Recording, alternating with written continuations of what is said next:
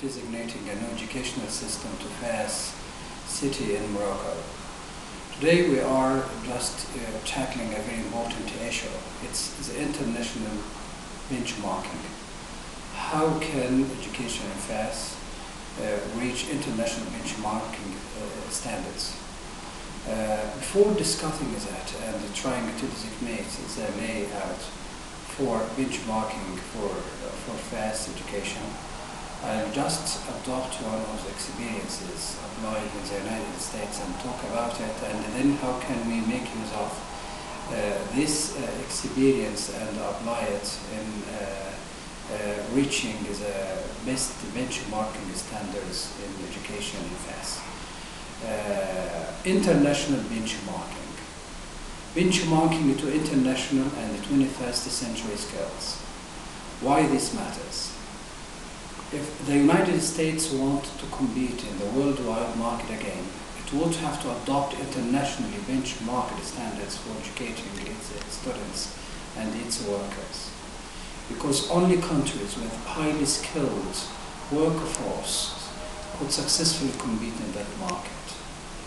As we take a stock of our country's education and workforce systems, in addition to pockets of excellence, we see some disturbing trends, including high dropout rates, low on-time graduation rates, high unemployment for many high school and college graduates, increases in business that import skilled workers with education needed in critical areas, too few highly qualified science, technology, engineering, and mathematics teachers, too few students graduating in science, technology, engineering, and mathematics areas and pursuing these field-related jobs. In July 2008, the Education Commission of the States, ECS, released From Competing to Leading an international benchmarking blueprint. This blueprint was created in response to growing concerns about the quality of education US students are receiving and the lack of workforce competitiveness they face compared with the students around the world. In addition to increasing concerns about the content being taught in our schools and whether or not it is comparable to the content being taught in other high-performing countries, there is a continuing concern from the business and workforce sector about the critical need for 21st century skills such as critical thinking and problem solving, collaboration and teamwork, leadership, initiative and entrepreneurialism, effective oral or written communication, assessing, evaluating and analyzing information, creative thinking, real-life application of information. What's more important, teaching content or teaching skills? Do they have equal value? Should 21st century skills be taught separately or in concert with content? What have we learned?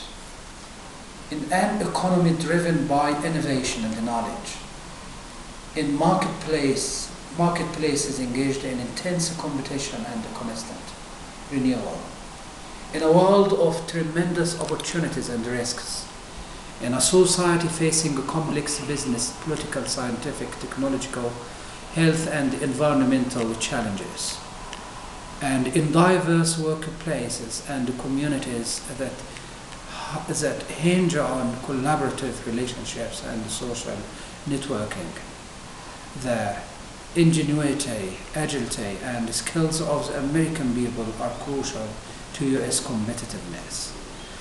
We have learned that teaching and assessing both content and 21st century skills are critical for student academic success and the success in the workplace.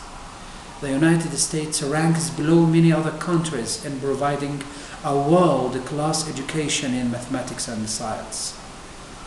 Along with a scale score, the 2006 PISA uses 6 proficiency levels to describe student performance in science literacy, with level 6 being the highest. The United States had greater percentages of students below and at level 1, 25% than the OECD average percentages of the combined decile literacy scale, 19%. In the United States, only 6% of 8th grade students reach the advanced benchmark for international mathematics standards, compared with 45% for Chinese Taipei, 40% for the Republic of Korea, 40% for Singapore, 31% for Japan, 10% for Hungary, 8% for England, and 8% for the Russian Federation. And the highlights from TIMSS 2007 report, released in December of 2008 by the National Center for Education Statistics, an Institute of Education Science. The data show that while 4th and 8th grade students in the United States have made some gains in math since 1995, students in the other countries have made much higher gains in comparison. The size of the gap in math scores between the United States and some other countries is cause for concern. We have learned that benchmarking to world-class standards can result in gains. For example, Massachusetts and Minnesota students have worked to benchmark their mathematics standards to international standards for higher rigor. Students in both states recently participated in a special TIMSS study as if they were individual countries. In math, on average, students scored higher than or equal to students in all countries except Singapore and Taiwan. In Minnesota, 4th grade students performing at the advanced level doubled from 9% in 1995 to 10% in 2007, one of the largest gains. State progress. A number of states are in the process of benchmarking to international standards and simultaneously are addressing and assessing 21st century skills. Thank you.